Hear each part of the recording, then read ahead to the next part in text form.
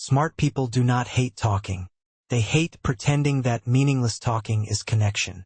They can smile, nod, and ask about your weekend. But inside, their brain is already looking for the exit. And the strange part is, this does not always make them antisocial. Sometimes it means their mind is hungry for something deeper. Small talk looks harmless. But for a certain kind of mind, it creates a weird kind of exhaustion. Because their brain is not just hearing words. It is scanning for meaning, patterns, honesty, and hidden motives. So when someone says, "Crazy weather today," their brain quietly asks, "Is this really the whole conversation?" This is where most people misunderstand intelligence. Smart people are not always fast talkers. Many are selective talkers. They save energy for conversations that actually go somewhere. Because attention is expensive. And intelligent people often know exactly how expensive it is. Every fake laugh, every forced question, every haha yeah, takes a tiny withdrawal from the brain. But deep conversation does the opposite. It gives energy back.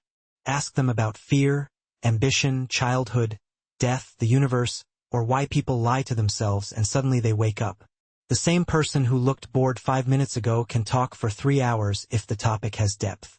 This is not arrogance. It is stimulation. Their brain is hungry for complexity. Small talk is like giving a chess player a game of tic-tac-toe. Technically, it is a game, but it does not use the machine. Here is the part most people miss. Smart people are not quiet because they have nothing to say. They are quiet because they are filtering too much at once. Is this worth saying? Will they understand? Am I over-explaining? Do they even care?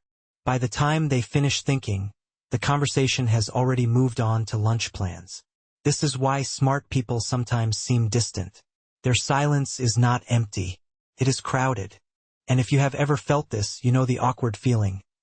Everyone else is chatting, and you are watching the conversation from the outside. Not because you think you are better, but because your brain keeps asking for the reason behind the words. Small talk says, "What do you do?" A deep mind hears, "What part of your life are you allowed to show strangers?" Small talk says, "How are you?" A deep mind wonders, do they want the truth or the socially acceptable version? That gap between what people say and what people mean is where intelligent minds get stuck. Because they notice tone, pauses, eye movement, contradictions, the little things other people skip. This makes shallow conversation feel like solving a puzzle nobody asked them to solve. And that is exhausting. But this is also why smart people often build powerful one-on-one relationships. In groups, conversation becomes performance. One-on-one, it can become discovery. That is why a smart person may avoid the loud room but stay up all night talking to one person in a kitchen. They are not avoiding people. They are avoiding noise. This is the signal-to-noise problem. And smart people are obsessed with signal. A shallow conversation gives them noise. A real conversation gives them signal. But here is the danger. If you reject all small talk, you can accidentally reject the doorway to real connection. Because most deep conversations do not begin with, "Tell me your biggest fear." They begin with, "How was your day?" Small talk is not always the room. Sometimes it is the hallway. If you skip the hallway, you never reach the room. This is where socially intelligent people win. They do not love small talk. They know how to turn it. Instead of asking, "What do you do?" ask, "What part of your work actually feels meaningful?" Instead of, "How was your weekend?" ask, "What did you do that made you forget your phone existed?" Instead of, "Crazy weather," ask, "Does rain make you productive or lazy?" Notice what happens. The question starts shallow, but it opens a deeper door. This is the secret. Smart people do not need every conversation to begin deep. They need a path toward depth.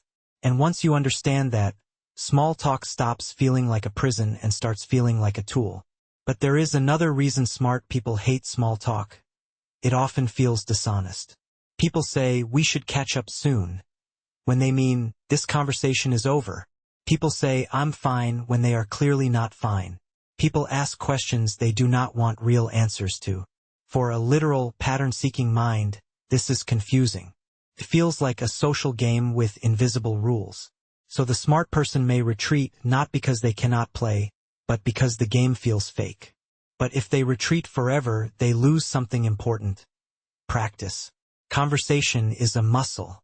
Depth is not an excuse to let that muscle weaken. The goal is not to become fake. The goal is to become fluent. Fluent enough to survive the shallow part, then gently guide people toward the real part. Because sometimes the person making small talk is not shallow. They are just nervous. They may be waiting for someone brave enough to ask a better question. So if you hate small talk, do not hate yourself for it. Your mind may simply be built for depth.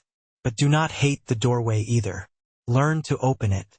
Because the best conversations often start with nothing, then become the reason you remember someone forever.